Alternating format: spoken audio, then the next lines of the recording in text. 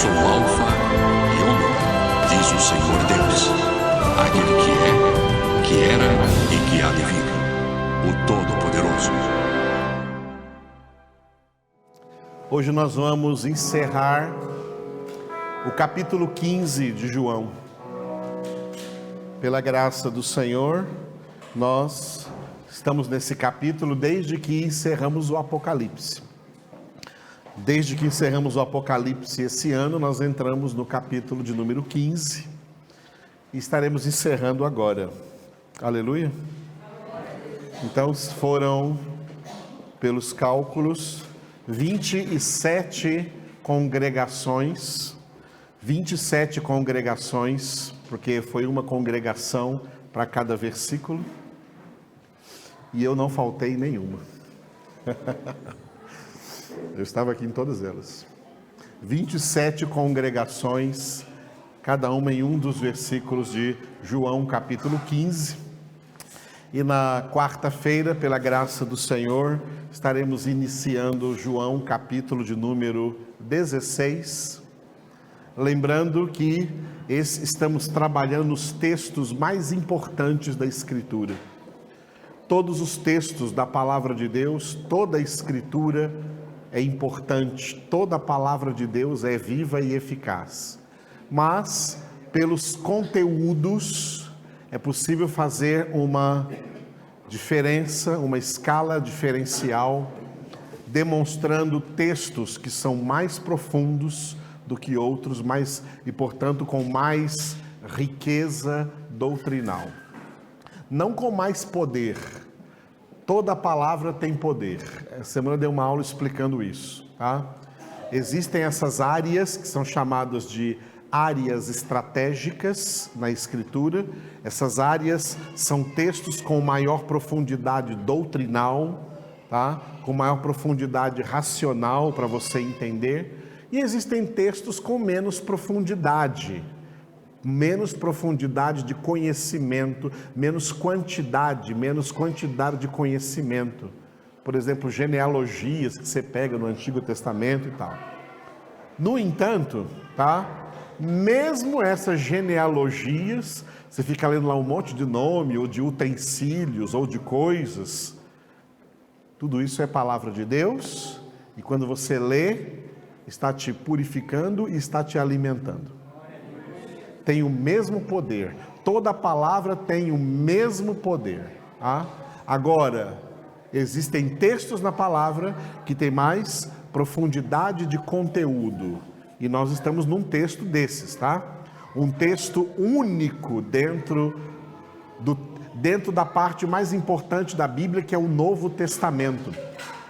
Esse texto que somente foi escrito pelo apóstolo João. Nos 4 evangelhos, os 4 primeiros livros do Novo Testamento, o texto que nós estamos meditando não foram escritos por Mateus, nem por Marcos e nem por Lucas. Marcos e Lucas não estavam presentes quando Jesus disse essas palavras. Mateus estava presente, mas não escreveu no seu evangelho. Mas o apóstolo João, pela inspiração do Espírito, colocou por escrito este discurso de Jesus aos seus principais 11 discípulos, porque Judas não estava mais aqui no meio deles, já havia se retirado para trair o Senhor. Então esse texto que nós estamos aqui, que envolve principalmente os capítulos 14, 15 e 16, estamos terminando hoje o capítulo 15, quarta-feira entraremos no capítulo 16, estamos num texto de riquíssima profundidade dentro da Escritura Sagrada. E depois que acabar o 16, vamos entrar num texto de maior profundidade ainda. Foi quando Jesus parou de falar do Pai, falar de Deus com os seus discípulos, e Jesus passou a falar com o Pai sobre os seus discípulos, intercedendo pelos seus discípulos, e ali também estava intercedendo por nós, nessa oração preciosa que João deixou registrado aí no capítulo de número 17. No qual também nós vamos passar aqui versículo por versículo.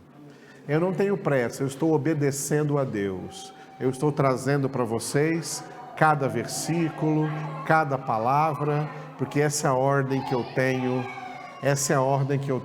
do Senhor. E o Senhor falou para mim assim, né? Porque de vez em quando eu oro preocupado, Senhor, e as pessoas que faltam tanto na congregação, o que acontece com elas? O Senhor disse para mim assim, ó, quem tiver ouvidos para ouvir, que ouça. Aleluia. E por isso que eu tenho, a minha consciência completamente limpa. Que se tiver uma pessoa aqui, 2 pessoas aqui, eu vou pregar o mesmo conteúdo que pregaria se estivessem todas.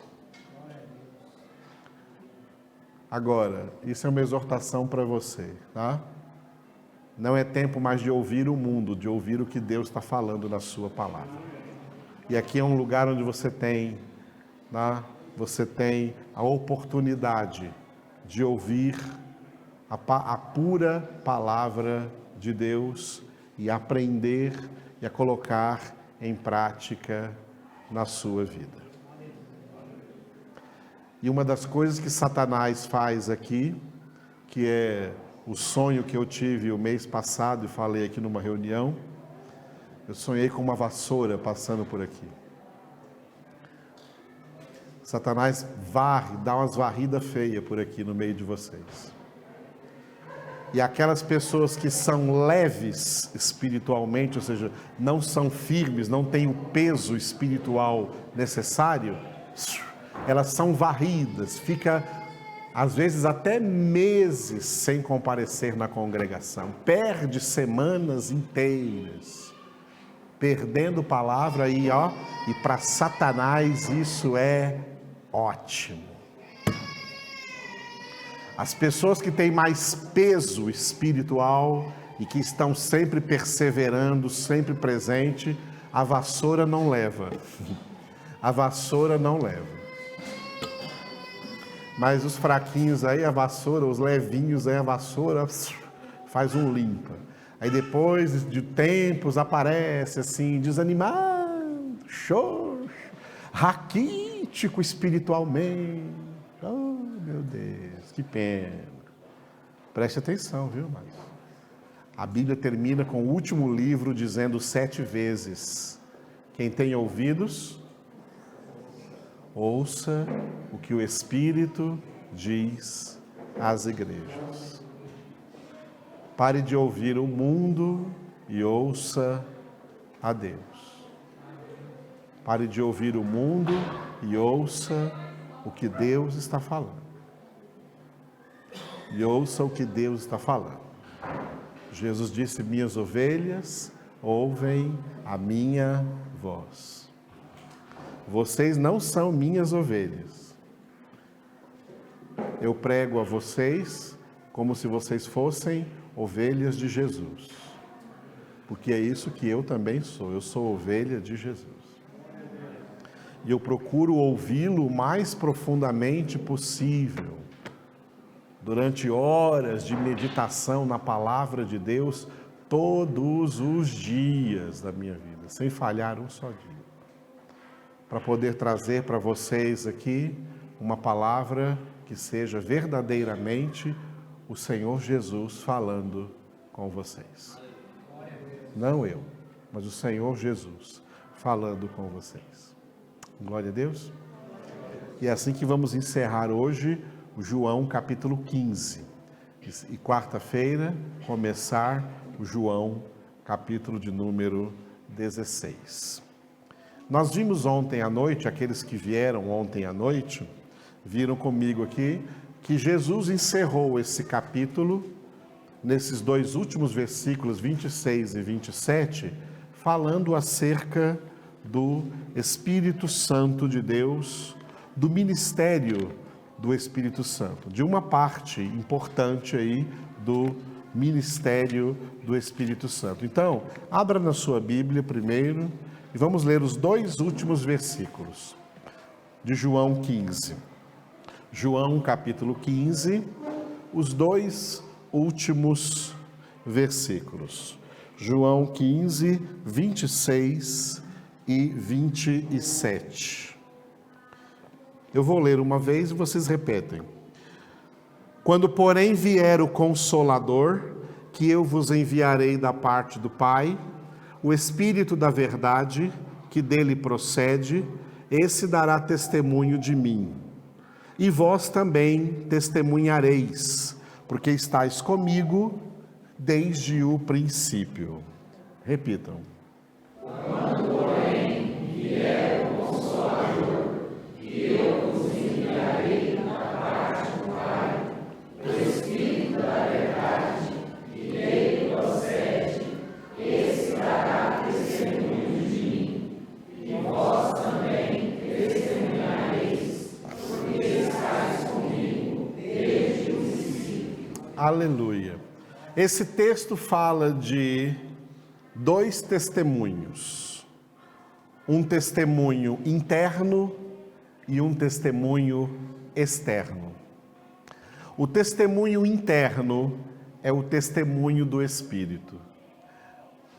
O ministério do Espírito Santo é dar testemunho de Jesus aqui dentro de nós. Dar testemunho de Jesus dentro de nós. Nós vimos ontem no versículo 26 como o Espírito Santo faz isso. O Espírito Santo dá testemunho de Jesus dentro de nós, cumprindo essa palavra que está escrita no capítulo 16, que Jesus disse aí, no capítulo 16, versículo 13, onde, assim como no capítulo 15, 26, Jesus chamou o Espírito Santo de o Espírito da verdade. João 16, 13. Quando vier, porém, o Espírito da verdade, ele vos guiará a toda a verdade, porque não falará por si mesmo, mas dirá tudo o que tiver ouvido e vos anunciará as coisas que hão de vir. Repitam. Quando vier, porém, o Espírito da verdade, ele vos guiará a toda a verdade, porque não falará por si mesmo, mas dirá tudo o que tiver ouvido e vos anunciará as coisas que hão de vir. O Espírito Santo, portanto, ele dá testemunho de Jesus a nós como? Guiando-nos a toda a verdade. Toda a verdade aí é toda a palavra de Deus, porque não só de pão viverá o homem, mas de toda a palavra que procede da boca de Deus. O Espírito Santo, o ministério do Espírito Santo é este: nos guiar a toda a verdade. Estávamos aqui meditando na sexta-feira, na nossa aula, que nós entramos em Romanos, capítulo de número 8, e como é importante esse capítulo 8, por isso nós vamos ficar aqui nesse Romanos 8 durante 3 sextas-feiras, mais 2 sextas-feiras aí, em Romanos, capítulo 8. Eu trouxe para os irmãos a meditação de como, depois do último avivamento que Deus mandou sobre a terra, que recebeu o nome de avivamento pentecostal, como o pentecostalismo, as denominações então assim de cunho pentecostal, minimizaram o ministério do Espírito Santo, porque hoje pentecostal, falou de pentecostal, se resume só a 4 coisas, a 4 dons: línguas, profecia, cura e milagre. Mais nada, não há mais nada. Parece que o Espírito Santo não faz mais nada. Essas igrejas todas, esses pregadores todos pentecostais e neopentecostais, só baseiam em línguas, profecia, cura e milagre. Nada mais. Nada mais. Você observa nessas pessoas uma total ignorância de Bíblia, total ignorância de conhecimento da palavra. Antigamente, até a década de 80, os crentes eram conhecedores de Bíblia. Os ímpios tinham medo de conversar com um crente, porque o crente tinha todos os versículos bíblicos principais decorados para pregar para eles. Hoje os crentes não sabem mais nada. Mais nada. O ministério do Espírito Santo não se resume em dons, e muito menos apenas nesses 4 dons em que o pentecostalismo se resumiu: línguas, profecia, curas e milagres. Só isso. Resumiram o Espírito Santo a isso. Jesus disse que o ministério do Espírito Santo seria guiar os crentes a toda a verdade. Significa toda a palavra. Transformar esses crentes em pessoas profundamente conhecedoras da palavra de Deus. Mas o que nós estamos assistindo hoje, e é no meio dos crentes, no meio dos evangélicos, é uma total ignorância de Bíblia. Porque eles interpretaram erroneamente que não precisa mais de Bíblia. É só falar línguas, é só ouvir alguém profetizando para ele e receber curas e milagres. Língua, profecia, curas e milagres. O pentecostalismo resumiu a isso. Acabou. Se Jesus disse que o Espírito Santo, o Espírito da verdade, vem para nos guiar a toda a verdade, e essas pessoas são ignorantes da verdade, será que elas têm o Espírito Santo mesmo?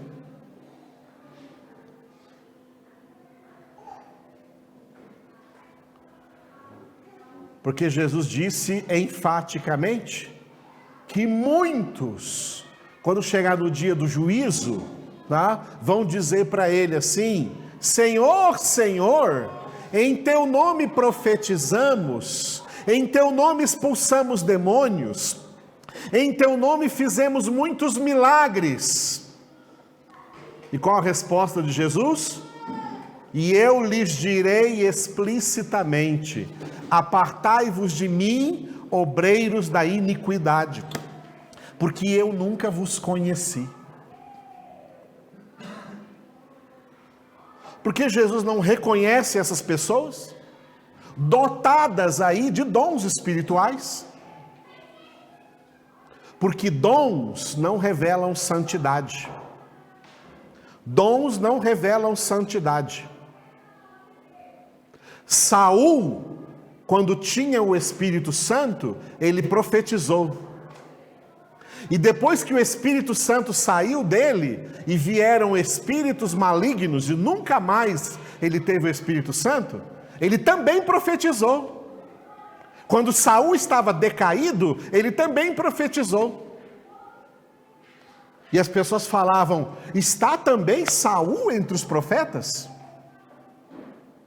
É porque dom não revela santidade, não. As pessoas ignorantes pensam que alguém que chega por aí fazendo milagre, esse é santo, esse é homem de Deus. O diabo também faz milagres.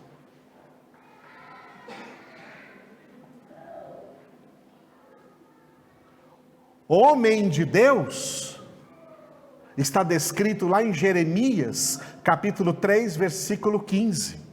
Pastores segundo o coração de Deus são aqueles que pastoreiam com inteligência e com conhecimento.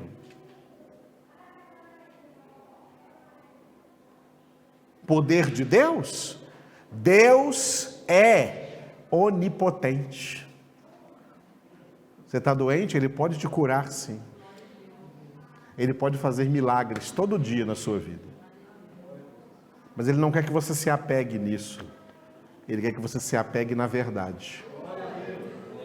Não é a cura que te libertará. Não é um milagre que te libertará. Não é nenhum dom que te libertará. Conhecereis a verdade, e a verdade vos libertará. E quem não tem conhecimento da verdade vive escravo debaixo de manipuladores. Debaixo de manipuladores. Como eu citei ontem, fiquei indignado quando eu vi uma notícia na televisão.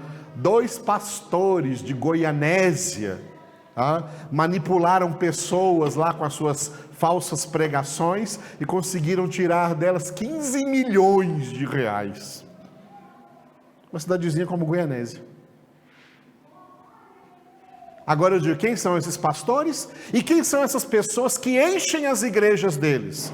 São pessoas que não vêm atrás de palavra, que vêm também atrás de querer prosperar e se enriquecer nesse mundo. E não leem a palavra que diz que quem quer se tornar rico neste mundo cai nas piores ciladas e tentações do inimigo, porque a raiz de todos os males é o amor ao dinheiro. Mas esses pastores fazem sucesso.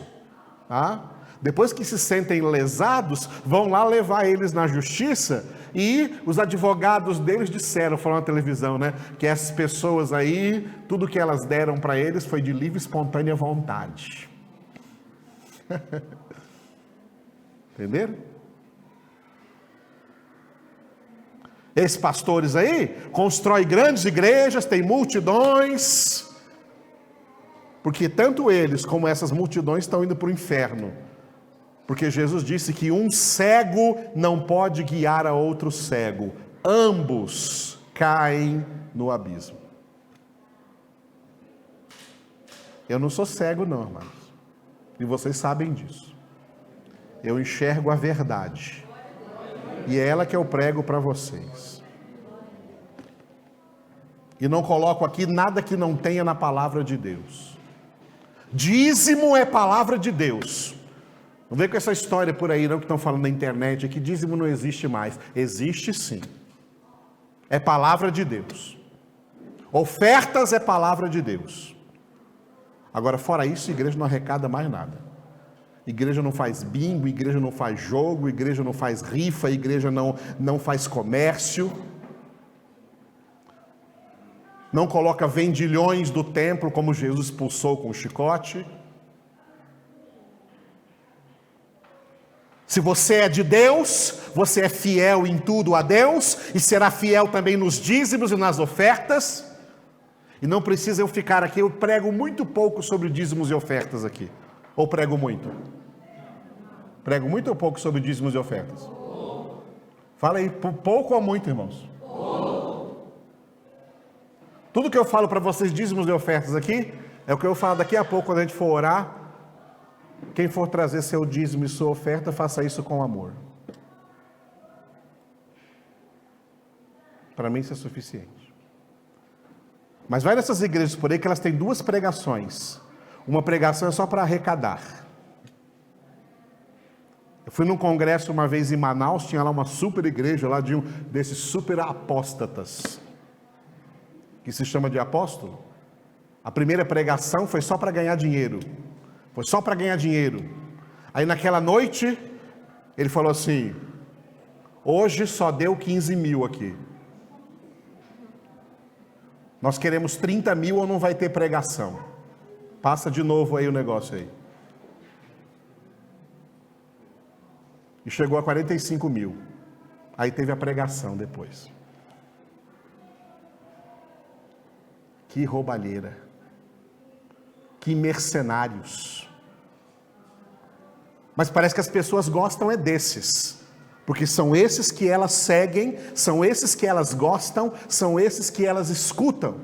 Porque elas são tão corruptas quanto eles.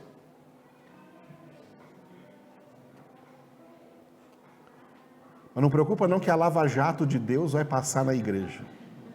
E vai ver quem vai sobrar. E não tem moro não, porque Deus não é moroso não. Deus é justo na sua justiça. Deus não julga só de um lado. Deus não é parcial. Deus é imparcial e nada passa desapercebido diante dos seus olhos.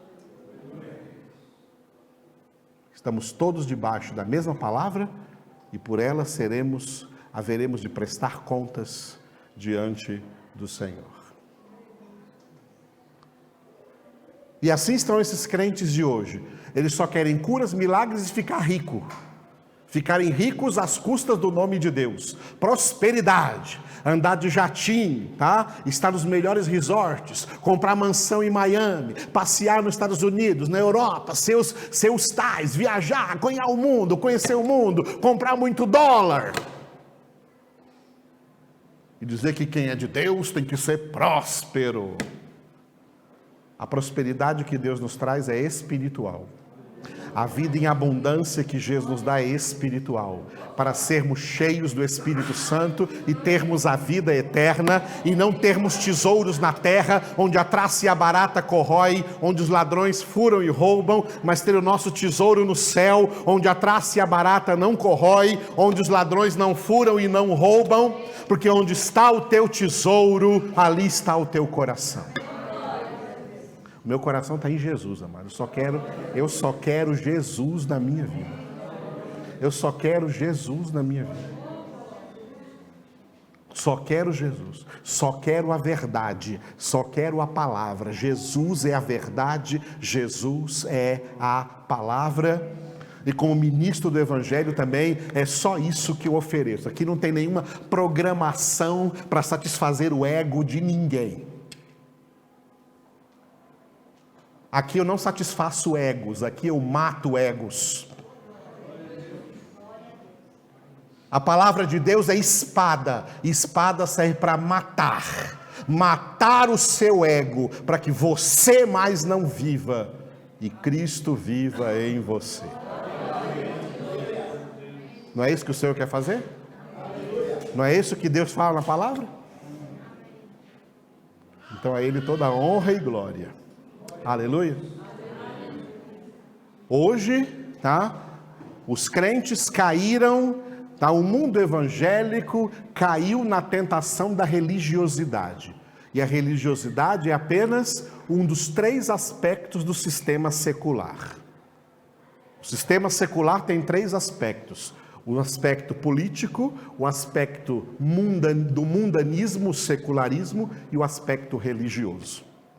Estão caindo na religiosidade. E a religiosidade não tem salvação. Por isso que Jesus disse para um cara super religioso: se você não nascer de novo, não pode ver o reino dos céus.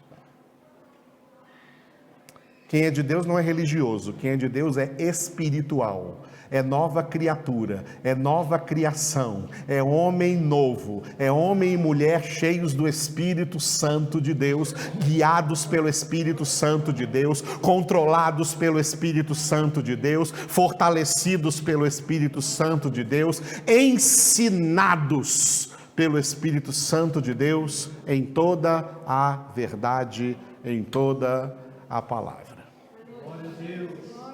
É isso que o Espírito de Deus está fazendo, tá? Essa é a obra do Espírito Santo, nos guiar a toda a verdade.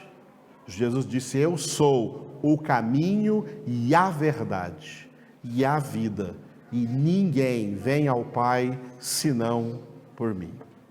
Fora desse caminho não há salvação. E esse caminho é reto, é de justiça, como foi lido aqui no Salmo hoje, 85. É caminho de justiça, é caminho de santidade, é caminho de obediência, é caminho de submissão a Deus,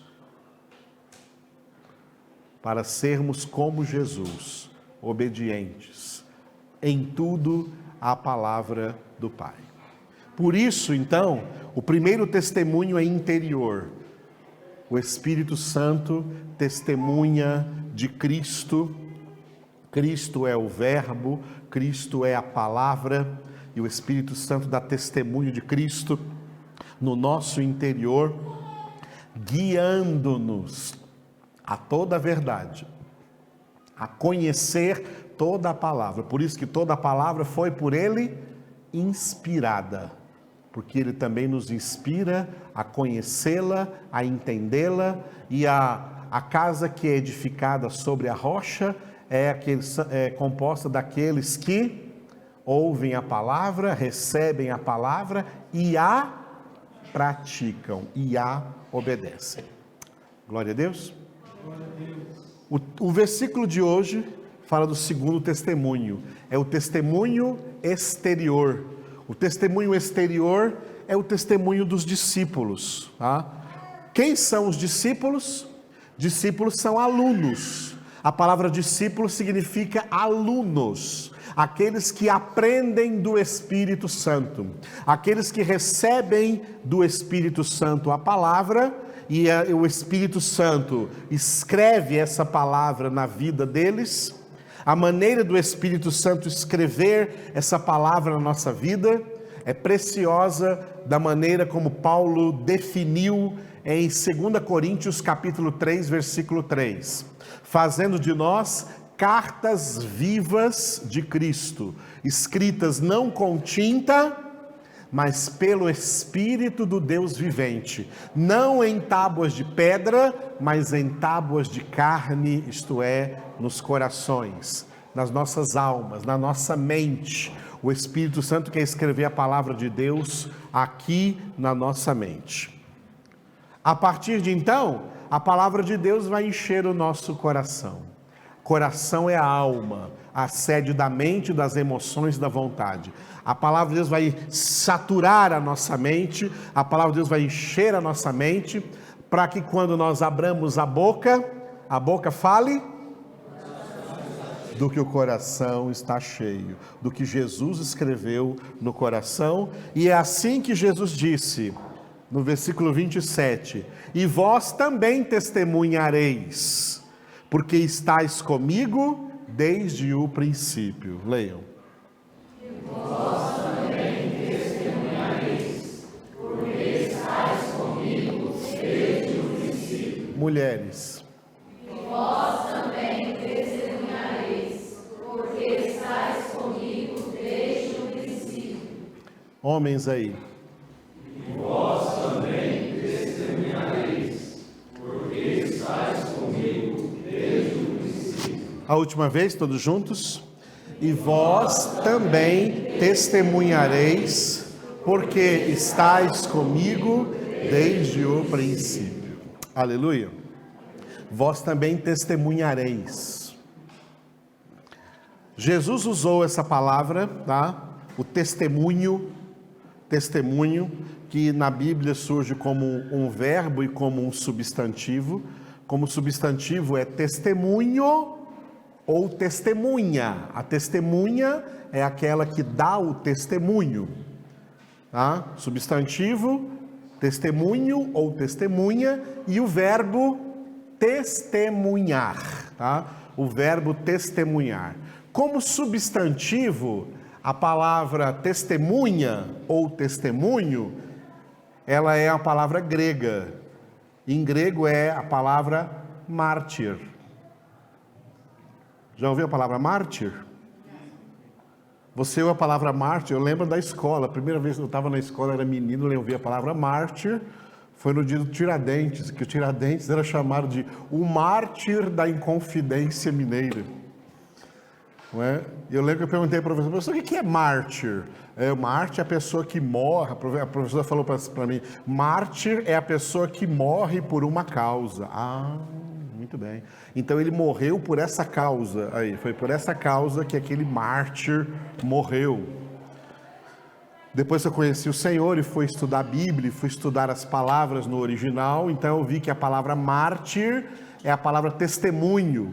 Aí eu entendi que mártir não é alguém que morre por uma causa, é alguém que vive por uma causa até a sua morte. E não importa como morra, tá? Porque outra ideia que tinha de mártir, e até tem hoje no meio da igreja, dos crentes, é que o mártir tem que morrer lá, né? Crucificado de cabeça para baixo, de lado, de para cima, ou virado não sei de quê, ou lançado, ou flechado, ou metralhado, ou decapitado. Esse é o mártir, porque morreu dessa maneira. Não, o mártir pode morrer de velhinho lá dormindo na sua casa. Dormiu lá com 95 anos e não acordou. Dormiu que chegou a hora de morrer. O mártir pode morrer assim. Porque o que faz do mártir um mártir não é o jeito que ele morre, mas o jeito que ele viveu. O que faz do mártir um mártir, a palavra mártir é testemunha. O que faz da testemunha de Cristo não é o jeito que ela morre, mas o jeito como ela viveu até a sua morte. Até a sua morte. Jesus não foi obediente lá na morte, ele foi obediente até a morte, durante toda a sua vida. Foi obediente até a morte e morte de cruz. O mártir, portanto, o que marca o testemunho do mártir não é a sua morte, mas a sua vida, como ele viveu.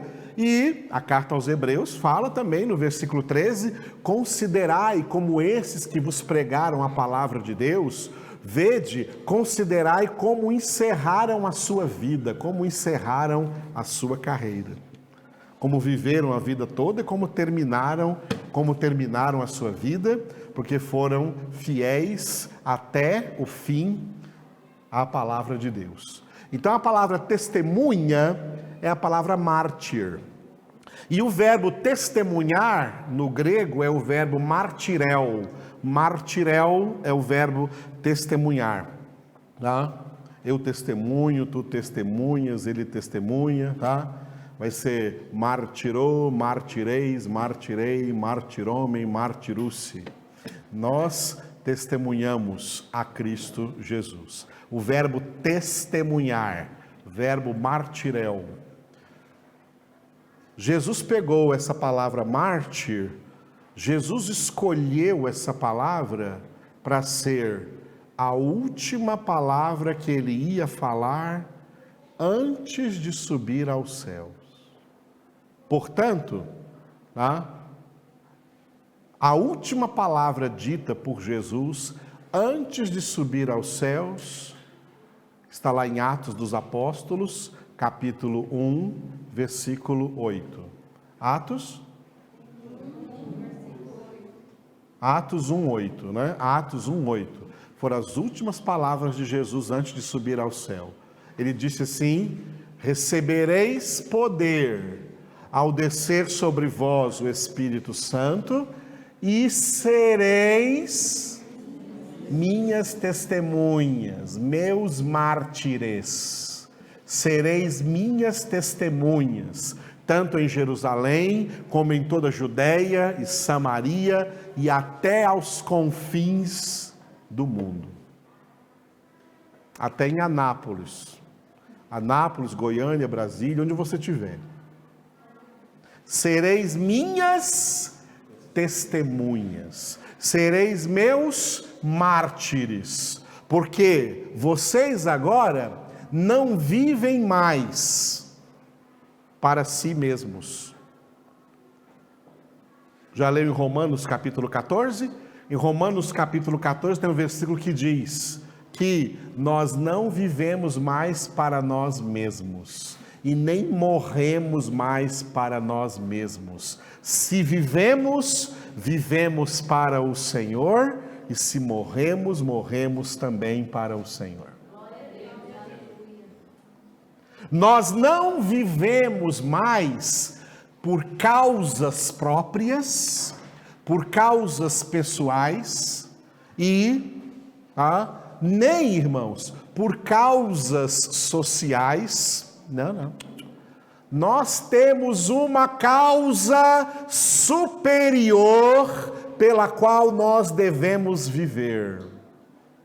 A causa de Cristo. E é por isso que fomos chamados em Atos 11, 26, fomos chamados de cristãos. Cristão é aquele que só vive por uma causa. O cristão não tem muitas causas, não. O cristão vive por uma causa. A causa de Cristo. Pelo nome de Cristo. Pela palavra de Cristo. Pelo evangelho de Cristo.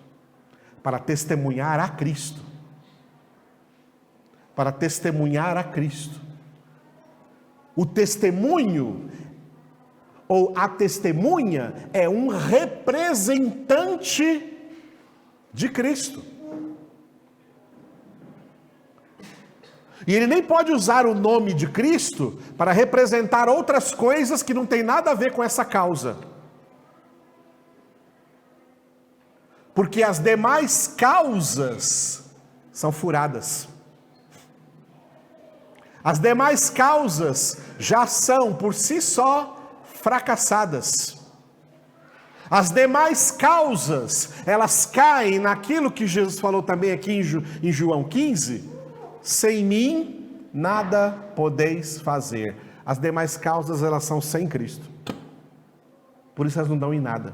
São idealismos vazios, são idealismos mortos, são idealismos falidos.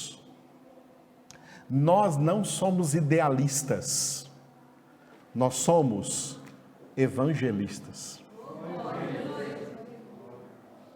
Cristão não é idealista, cristão é evangelista. A nossa causa, irmãos, é o evangelho de Cristo. A nossa causa, irmãos, é a palavra da verdade. A nossa causa não é a Constituição Nacional Brasileira. Essa Constituição é falida. A nossa causa não é a causa de partidos políticos. Por isso que eu prego claramente que cristão não entra em partido político, porque por se chamar partido, já é um reino dividido. Ou não é dividido? A política partidária é um reino dividido ou não é um reino dividido? Sim. O que Jesus falou sobre um reino dividido? Ele não subsiste.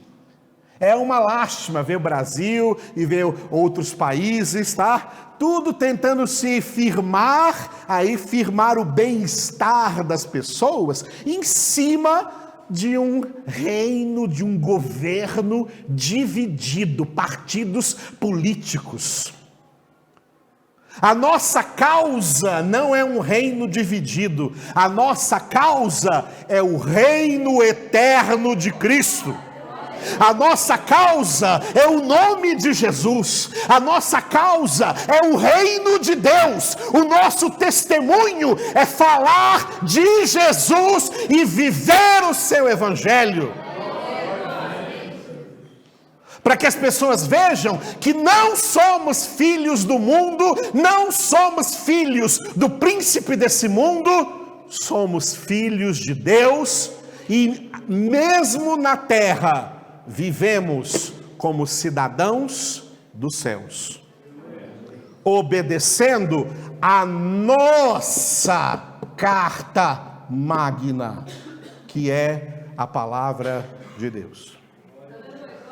A palavra de Deus está acima da Constituição brasileira. A palavra de Deus está acima de todas as constituições nacionais de todas as nações da terra. Não há lei, não há constituição alguma neste planeta acima da palavra de Deus e nem mesmo igualada à palavra de Deus. Todas estão debaixo da palavra de Deus. A palavra de Deus está acima de tudo e ela é a nossa causa. Jesus disse bem claro nas últimas palavras dele, sereis minhas. Minhas testemunhas. Atenção ao pronome possessivo. Sereis minhas testemunhas. De mais ninguém.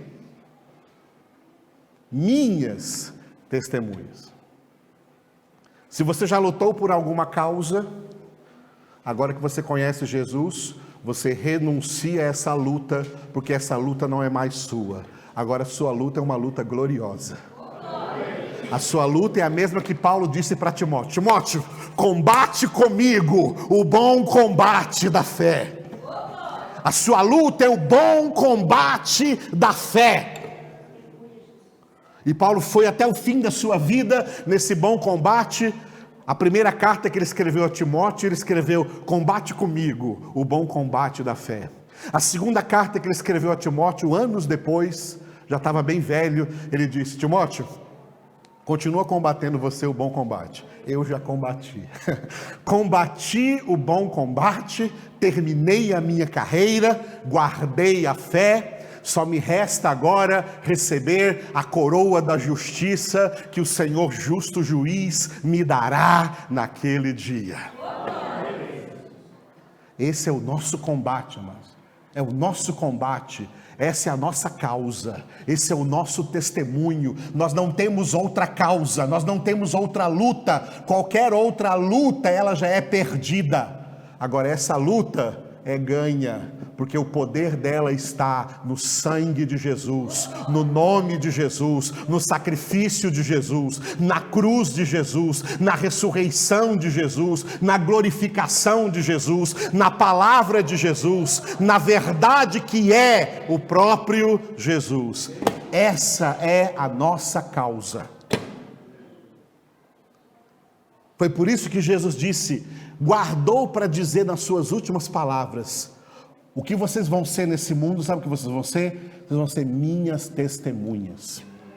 Se você ler lá em Atos capítulo 8, você vai ver que Jesus disse isso, depois de responder para os discípulos, uma pergunta política que eles fizeram. Eles fizeram uma pergunta política para Jesus. Em Atos 1:6, os discípulos falaram: Senhor, é agora que você está com todo esse poder aí, ressuscitado, o Senhor entra aqui onde a gente estava reunido, sem precisar de porta, agora o Senhor está todo aí poderoso, é agora que o Senhor vai restaurar o reino a Israel? A pergunta que eles fazem é política. A resposta de Jesus é: isso não compete a vós. Ou seja, isso não é da vossa competência. Isso não compete a vós. Política não é da sua competência mais. Por isso que o 8, versículo 8 começa com mas, conjunção adversativa. Mas, porém, todavia, contudo, entretanto, ao contrário disso, ao invés disso, o que é da competência de vocês é que vocês vão receber o Espírito Santo e sereis minhas testemunhas. É isso que é da vossa competência agora. A vossa competência é essa. A vossa competência é essa. O que é da nossa competência, amados, é ser testemunhas de Cristo, é ser mártires de Cristo Jesus. Por isso Jesus aqui nesse versículo diz, no versículo 26 diz: o Espírito Santo vai dar testemunho de mim dentro de vocês, e vocês darão testemunho de mim no mundo. Vós testemunhareis. Vós testemunhareis aí no mundo. E termina o versículo dizendo, leia só a última parte: porque estáis comigo desde o princípio.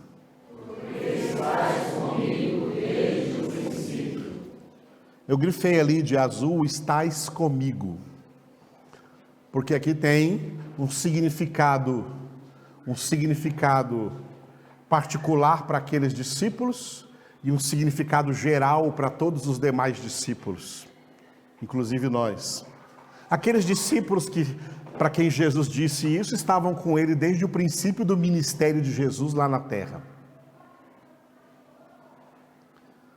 Agora, para nós, essa palavra é: vós também testemunhareis, porque estáis comigo. Diga: vós também testemunhareis, porque estáis comigo. Vós também testemunhareis, porque estáis comigo. Então, com quem que você está? Você está com Jesus? Porque ele disse que quem não está com ele, está contra ele. Lembra de Jesus dizer isso? Vamos ver aqui. Eu trouxe para você esse versículo. Mateus 12:30. Mateus 12:30, Jesus disse: quem não é por mim, é contra mim. E quem comigo não ajunta, espalha. Repitam. Quem não é por mim, é contra mim. E quem comigo não ajunta, espalha. É isso aí. Jesus definiu nesse texto duas coisas. Ele definiu o genuíno cristianismo bíblico e o genuíno satanismo mundano. O mundo só tem cristãos ou satânicos. Quem é satânico é porque não é cristão. E quem é cristão não é satânico. Não é satanista. O cristianismo está resumido aqui nessa palavra, né? Quem comigo ajunta. Tá? Quem está comigo, quem é por mim. E o satanismo, quem está contra mim, quem é contra mim. Quem é por mim e quem é contra mim. Quem é por mim e quem é contra mim. Não há meio termo. Ou é quente ou é frio. Morno não existe. Morno Jesus vomita. Não existe em cima do muro. Não existe meio termo. Não existe mais ou menos. Não existe meia boca. Ou é de Jesus ou não é de Jesus. Ou está com Jesus ou está contra Jesus. Ou é por ele ou é contra ele. Quem não é por ele é contra ele. E quem é contra ele, claro, está do lado de Satanás, está a favor de Satanás. Ou é luz ou é trevas, não há mistura entre luz e trevas. Não há amizade entre Cristo e Belial, diz a Escritura, um dos nomes de Satanás. Não há amizade, não há acordo entre Cristo e Satanás. Oséias diz: como dois andarão juntos se não houver entre eles acordo, se não houver entre eles aliança. Jesus tem conosco uma aliança que ele selou com sua vida, que ele selou com seu sangue. Se depois de tudo isso, você não é por ele, você é contra ele. Quem não é por mim, é contra mim. Vós sois minhas testemunhas, vós também testemunhareis, porque estáis comigo. Porque estáis comigo. Porque vocês são por mim. Quem é por mim é minha testemunha. É o que Jesus está dizendo. Isso é bem claro, mano. Isso é uma questão de, em primeiro lugar, status. Status significa estado. É uma questão de estado espiritual. E só existem dois estados espirituais: o estado de salvação e o estado de condenação. E cada pessoa só pode estar em um estado. Quem está no estado de salvação não está mais no estado de condenação, e quem está no estado de condenação não está no estado de salvação. Não existe um estado intermediário. é uma questão de status. E é uma questão de posição. Uma questão de posição, porque o estado de condenação, ele é de baixo. Ele é um estado inferior. É um estado que jaz todo ele no maligno. Paulo chamou ele de império das trevas. E o estado de salvação é o reino do Filho. A posição do estado de salvação é acima do estado de condenação. Não são dois estados lado a lado, não. O estado de condenação é embaixo, o estado de salvação é em cima. Quem está no estado de condenação jaz no maligno. Por isso que o apóstolo João disse em 1 João 5,19: sabemos que somos de Deus, porque estamos aqui no estado de salvação. Mas o mundo inteiro jaz no maligno, no estado de condenação. Por que nós estamos no estado de salvação? Porque Deus, Colossenses capítulo 1, versículos 13 e 14, está escrito: Deus nos libertou do império das trevas, do estado de condenação, e nos transportou para o reino do Filho do seu amor, o estado de salvação, em quem temos a redenção, a remissão dos pecados. Por isso que Jesus disse para nós, Lucas 10:19, eu vos dei autoridade. Autoridade é uma posição de autoridade. Eu vos dei autoridade para pisardes serpentes, escorpiões e todo o poder do inimigo, e nada absolutamente vos causará dano. Pisar aí é uma metáfora, indicando que o que nós pisamos está embaixo. Nós podemos pisar porque nós estamos acima. Nós somos colocados numa posição espiritual acima de Satanás, acima de todo principado, acima de toda potestade, acima de todo poder, acima de todo domínio que se possa dizer nesse mundo ou no vindouro. Nós estamos em Cristo estamos acima desse império do diabo. Para quê? Para que esse império não domine mais sobre nós, mas para que nós, aqui no campo do inimigo, no território do inimigo, sem que ele possa nos atingir, a gente possa dizer assim, ó: eu sou de Jesus, eu sou testemunha de Jesus, eu creio na palavra de Deus, e que só ela é a verdade, e é a verdade absoluta. Não é relativa a pessoas, não é relativa à idade, não é relativa aos tempos. A palavra de Deus é absoluta, porque passará os céus e a terra, mas as minhas palavras jamais passarão. E aí Jesus pergunta então, Jesus pergunta para cada um de nós nessa noite: e aí? Está comigo ou está contra mim? Está comigo ou está contra mim? Quem não está comigo está contra mim. Quem está comigo é cristão. Cristão no genuíno significado da palavra. Quem não está comigo é satanista. Está debaixo do império das trevas. É dominado por Satanás. Não há meio termo. Ou é luz ou é trevas. Ou é bênção ou é maldição. Ou é bendito ou é maldito. Ou é abençoado ou é amaldiçoado. Ou é justo ou é ímpio. Ou é vida ou é morte. Ou é salvação ou é condenação. Jesus é salvação. E quem está em Cristo é feito por Ele e pelo Espírito Santo testemunho.